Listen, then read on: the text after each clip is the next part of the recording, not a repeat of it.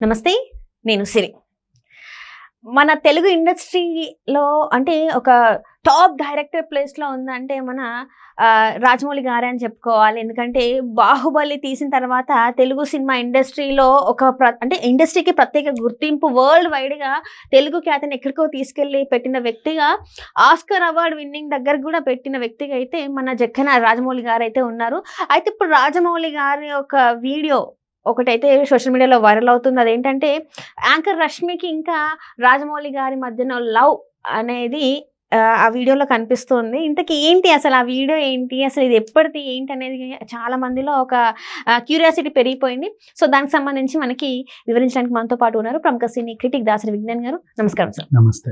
సరే, రాజమౌళి గారికి ఇంకా యాంకర్ రష్మి గారికి మధ్యలో లవ్ అనేది ఇది ఇప్పుడు చర్చనీయాంశమైంది. అసలు ఏంటంటారు ఈ వీడియో ఏంటి, ఇదంతా ఏంటి, అసలు ఇదంతా ఎప్పుడు జరిగింది? రాజమౌళి గారు హీజ్ అంటే ఒక మార్గదర్శి for next generation directors.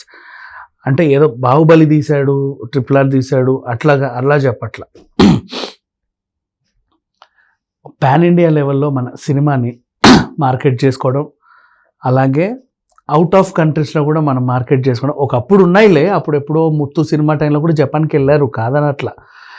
But full ప్లెడ్జ్డ్గా అందరికీ తెలిసేలా చేశాడు రాజమౌళి. ఇప్పుడు ఆయన్ని ఇన్స్పిరేషన్గా తీసుకొని ప్రతి ఒక్కరు వాళ్ళ ప్రోడక్ట్ని రకరకాల దేశాల్లో అమ్ముకుంటారు. నెక్స్ట్ ఆస్కార్ లెవెల్లో కూడా మన సినిమాలని అవార్డు సాధించవచ్చు అని కూడా నేర్పించాడు. అంటే డైరెక్ట్ ఇక్కడ నుంచి మనకి ఎన్నిక లేకపోయినా విదేశీ నుంచి కూడా మనము అందులో చొరబడవచ్చు, సాధించవచ్చు. ఇలాంటివన్నీ నేర్పించాడు. అండ్ ఓవర్సీస్లో ఎలా ప్రమోట్ చేసుకోవాలి, ఆ మార్కెట్, ఆ స్ట్రాటజీ అంతా కూడా నేర్పించాడు. అఫ్ కోర్స్ దాంట్లో రాణా దగ్గుపాటి కూడా పెద్ద పాత్రే ఉందని చెప్పుకోవచ్చు. ఇవన్నీ వేరే విషయం. ఇప్పుడు ఈరోజు మనం రాజమౌళి గారి గురించి మాట్లాడుకుంటున్నాం అంటే ఆల్రెడీ ఒక శిఖరం. నెక్స్ట్ మహేష్ బాబు గారితో ఉన్న సినిమా, ప్రియాంక చోప్రా సినిమా, ఇంకా అది ఇంటర్నేషనల్ లెవెల్ మూవీ. అందరూ ఎప్పుడెప్పుడు అని ఎదురు చూస్తుంటే సమ్మర్లో మొత్తానికైతే వీళ్ళు సెట్స్ మీదకి వెళ్తారన్న వార్త తెలుస్తుంది అందరికీ. ఇలాంటి టైంలో సోషల్ మీడియాలో ఒక వీడియో, రాజమౌళి గారు అప్పట్లో విక్రమార్కుడు టైంలో ఇంచుమించు ఎలా ఉన్నాడో ఓ టైప్ ఆఫ్ ఆ లుక్. ఇప్పుడంటే వైట్ హెయిర్, వైట్ గడ్డంతో ఉన్నాడు, కానీ అప్పుడైతే నున్నగలేడు. రెట్రో సినిమాలలో రాజీవ్ కనకాలకి గెటప్ వేస్తే ఎలా ఉంటాడు అలా అలా అలా ఉన్నాడు. ఆ విధంగా ఉండి పాత సీరియల్ అందులో ఒక సన్నివేశం, ఒక అమ్మాయిని కలుస్తాడు. ఎప్పటి నుంచో అమ్మాయికి ఎవరో అబ్బాయి లవ్ ప్రపోజల్స్ ఇస్తూ ఉంటాడు. సడన్గా ఆ అబ్బాయి ఎవరో కాదు, ఇతనే అని తెలిసింది. ఆ సీరియల్లో ఉన్నటువంటి సన్నివేశం. ఎవరా అని చూస్తే రాజమౌళి గారు. ఏమే నీకు ఇన్ని రోజుల నుంచి నిన్ను డిస్టర్బ్ చేసేది రాజమౌళి గారు అంటే అవునవును కరెక్టే అని చెప్పేసి ఆయన రావడం, ఈవిడ కూర్చోవడం, అలా ఒక సరదా సన్నివేశం తీశారు. కార్ మీద విక్రమార్కుడు అది తీశారు. సో క్లీన్ గా కట్ గా మనకు అర్థమయ్యేది ఏంటంటే ప్రమోషనల్ వీడియో అని. విక్రమార్కుడు సినిమాకి అప్పట్లో ప్రమోషన్ చేసి ఉంటాడేమో. అలా అనుకుంటే నాకు మళ్ళీ డైజెస్ట్ అవ్వాల. బ్యాక్గ్రౌండ్ మ్యూజిక్ లో మళ్ళీ యమదొంగ వచ్చింది, మ్యూజిక్ వచ్చింది. బట్ నో అది ఎవరో మిక్స్ చేసిన మ్యూజిక్ అనుకుంటా. టీవీ సీరియల్ అయితే విక్రమార్కుడు సంబంధించిందే వచ్చింది. ఇకపోతే ఆ టీవీ సీరియల్ గురించి ఆ ఎపిసోడ్స్ ఉన్నాయి. యువ టీవీ సీరియల్ పేరు స్టార్ మాలో అప్పట్లో వచ్చింది. ఓల్డ్ మానే మా టీవీ కొత్తలో కొత్తలో శనివారం సాయంత్రం 4 గంటలకా లేక ప్రతిరోజు సాయంత్రం 4 గంటలకా నాకు గుర్తులేదు, కానీ 4 గంటల స్లాట్ నాకు బాగా గుర్తు. సాయంత్రం వచ్చింది. అరే ఏం సీరియల్ ఇది అనుకుంటే మన ఇతను వినాయకుడు, మన కృష్ణుడు, అతను మన ఈ పిల్లోడు బిగ్ బాస్ లో కూడా చేశాడే, కౌశిక్, కండలు వేసుకొని పొట్టిగా ఉంటాడు. పిల్లోడి పేరేంటి ఏంటో, వీళ్ళ పేర్లు గుర్తు రావట్లా. మంచి అబ్బాయి అతను. ఇంకో 2-3 ఆర్టిస్టులు, రేష్మి, అప్పట్లో నవీన, అందరూ ఉన్నారు. ఎవరెవరెవరో. సరే మంచిదే కదా. సో అంటే కండలు అంటే విశ్వ ఓకే బాగా గుర్తుంది. వీళ్ళంతా ఉన్నారు అనమాట. యువ ఆ ఫస్ట్ ఎపిసోడ్ ఎలా స్టార్ట్ అవుతుంది అంటే మన సునీల్ గారి వాయిస్తో స్టార్ట్ అవుతుంది. మీరందరూ కూడా ఈ బిజీ లైఫ్లో హాయిగా నవ్వుకోవడానికి ఒక సీరియల్ రాబోతుందని చెప్పడం, అట్లా సరదాగా సాగే సీరియలే. బట్ అంటే ఏంటంటే టీవీ సీరియళ్ళు అన్ని ఛానల్స్లో ఈటీవీ జెమినీ అప్పట్లో స్టార్ ఓ రేంజ్లో ఉండేవి. ఇప్పుడు స్టార్ మా అయింది కానీ అప్పుడు స్టార్ అంటే ఈటీవీ జెమినీయే. ఎక్కడ 6:30కి బాలాజీ టెలిఫిలిమ్స్ వాళ్ళు పట్టుకుంటే జెమినీని 7 గంటలకి ఈవిడ వచ్చేది రాధిక, 7:30 కూడా ఆవిడదే. ఆ తర్వాత 8కి ఇంకెవరో వచ్చేవాళ్ళు, 8:30కి మన మంజులా నాయుడు గారు దిగేది. చక్రవాకము ఇంకా ఇక 9 నుంచి ఇక మన ఈ ఏవిఎం వాళ్ళు అలా కంటిన్యూ చేసుకుంటూ రాత్రి ఎప్పటికైద్దో అది తెలియదు. మళ్ళీ సేమ్ ఇక ఈటీవీకి వచ్చినా కూడా సాయంత్రం 6 గంటలకి ఏ షిరిడి సాయిబాబాదో ఏదో వేసేవాళ్ళు సరదాగా. 6:30కి కూడా 6కి డిస్నీ నడిచేది కార్టూన్స్.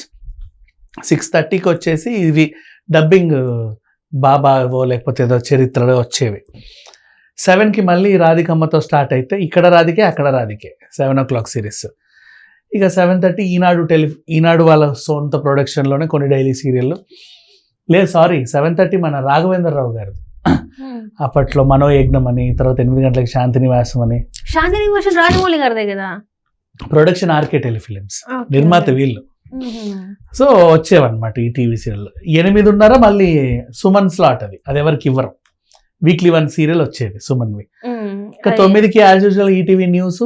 9:30కి ఇప్పుడు అప్పట్లో కొన్ని డైలీ సీరియల్ వచ్చేవి, అంతకుముందు ప్రోగ్రామ్స్ ఉన్నాయి, ఇప్పుడు మళ్ళీ ప్రోగ్రామ్స్ వస్తున్నాయి. అది ఈటీవీ. ఈ టైం నేను చెప్పేది, ఆ టైంలో యువ అని ఒక సీరియల్ వచ్చింది. అసలు ఒక సెన్సేషన్ అది. అంటే యూత్ సరదాగా తిరిగితే సినిమాలు వచ్చేవి, ఆ సినిమా టైప్లో ఇది ఒక సీరియల్ అనమాట. అదొక వింత. అంతెందుకు జెమినీలో అమృతం వచ్చినప్పుడు కూడా అదొక వింతే.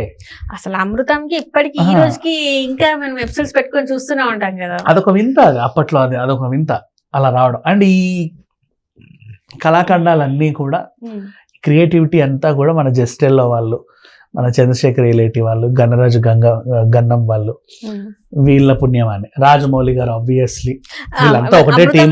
రాజమౌళి గారు వాళ్ళ వైఫ్ కూడా యాక్ట్ చేశారు అప్పట్లో. వీళ్ళంతా ఒక టీం అనమాట, సరదాగా అందులో ఇలా ఉండేవాళ్ళు. అప్పుడు వచ్చింది యువ సీరియల్. సో దాంట్లో సరదాగా రాజమౌళి గారు కూడా ఒక ఎపిసోడ్ లాగా కనబడ్డాడు.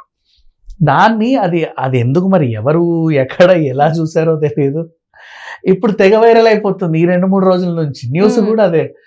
అండ్ రేష్మి పంట పండింది అనుకో.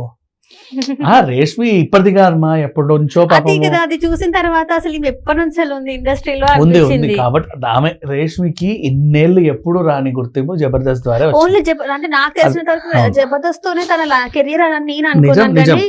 అంతకుముందు పాపము అడప ఏదో ఉండేది. ఎవరైతే ఆవిడ యాంకర్ గా సెలెక్ట్ చేసుకున్నారో ఆ ఏడుకొండల పుణ్యమాన్ని, నిజంగా వాళ్ళందరూ థ్యాంక్స్ చెప్పుకోవాలి. రేష్మి మంచి కెరీర్ అయితే మలుపు తిరిగింది సీరియస్లీ. అనసూయ కూడా ఎప్పటి నుంచో ఉంది, జబర్దస్తే బ్రేక్ ఇచ్చింది.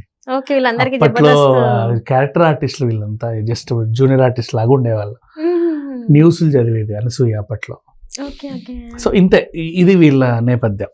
సో ఈ రకంగా రాజమౌళి గారిది ఇది వచ్చేసరికి విపరీతంగా ట్రెండ్ అవుతుంది. మరి ఇంతకీ కళాఖండాన్ని దర్శకత్వం వహించింది ఎవరు? రాజమౌళి గారే. అప్పట్లో టీవీ సీరియల్ చేస్తాడు ఆయన, తర్వాత సినిమాలకు వెళ్ళిపోయాడు.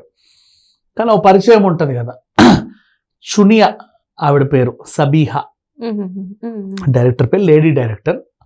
మీకు వీలైతే కుదిరితే యూట్యూబ్లో ఇన్ కేస్ ఒకవేళ ఆవిడ ఇంటర్వ్యూలు ఏమైనా ఉంటే చూడండి. లేదా చునియా సబీహా ఈవిడ ఎక్స్ ఖాతాలో కూడా యాక్టివ్గా ఉంటుంది. అప్పట్లో యువ, లవ్, ఈ టైప్ ఆఫ్ టీవీ సీరియల్స్ అన్నిటికీ ఈవిడ దర్శకత్వం వహించింది. తర్వాత ఇంకా ఆవిడ కెరీర్ అంటే ఆవిడ అప్పట్లో ఒక ట్రెండ్ సెట్ చేసింది, టీవీ సీరియల్స్లోనే ఒక ట్రెండ్ సెట్ చేసింది. ఇప్పుడు ఏమైందో ఏం చేస్తున్నారో నాకు కూడా తెలియదు. But such a wonderful lady. ఆవిడకున్న పరిచయంతోనే రాజమౌళి గారిని పిలిచి ఒక ఎపిసోడ్ చేపించారు. అప్పట్లో ఆయన కూడా ప్రమోషనల్గా వాడుకున్నాడు. కానీ ఇప్పుడు మాత్రం తెగ వైరల్ అయిపోతుంది. చాలా దీంతోని మళ్ళీ వీళ్ళిద్దరి పేరు బాగా వినిపిస్తుంది అని చెప్పుకోవచ్చు. ఎందుకంటే రాజమౌళి గారు మహేష్ బాబు గారితో చాలా బిజీ ఉన్నారు. రష్మి తన యాంకరింగ్ మళ్ళీ వీళ్ళిద్దరు కలిసే అవకాశం ఒకవేళ అంటే ఫోన్ లోనే చేసుకుని మాట్లాడుకుని ఉంటారు. ఇన్స్టాలో మళ్ళీ మనము చాలా ఫోన్లో ఈ పుణ్యవాణి మహేష్ బాబు సినిమాలు ఇవిడకు వచ్చిన క్యారెక్టర్ ఇచ్చిన బాగుంటది. సంతోషం. Right sir, right. Thank you so much.